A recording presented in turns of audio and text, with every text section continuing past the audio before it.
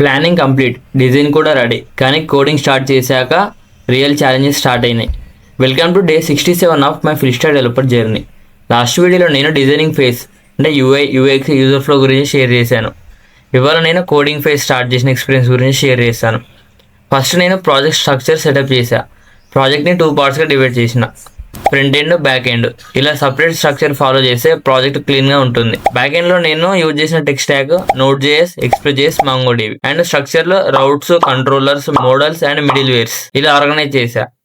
Front ఎండ్లో నేను React use చేస్తున్నా. Front end structure, components, pages, services, assets ఇలా సపరేట్గా ఆర్గనైజ్ చేశా. తర్వాత ఫ్రంట్ ఎండ్ యూఐ మొత్తం డిజైన్ చేసిన. నెక్స్ట్ బ్యాక్ ఎండ్లో ఏపీఐ ఎండ్ పాయింట్స్ క్రియేట్ చేసిన.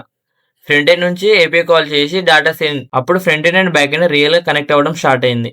కోడింగ్ ఫేజ్లో బిగ్గెస్ట్ ఛాలెంజ్ ఏంటంటే లాజిక్, ఏపీఐస్, డేటాబేస్, యూఐ అన్నీ కనెక్ట్ చేయాలి. స్మాల్ మిస్టేక్స్ కూడా యాప్ని బ్రేక్ చేస్తాయి. అప్పుడు నాకు అర్థమైంది, కోడింగ్ అంటే జస్ట్ సింటాక్స్ కాదు, structure, logic, integration. Clean structure ఉంటే డెవలప్మెంట్ ఈజీ అవుతుంది. సో డే 67లో నేర్చుకున్న lesson, strong structure and proper tech stack వల్ల ప్రాజెక్ట్ స్కేలబుల్ అవుతుంది. సో నెక్స్ట్ వీడియోలో నేను testing phase, bugs and fixes process share చేస్తాను.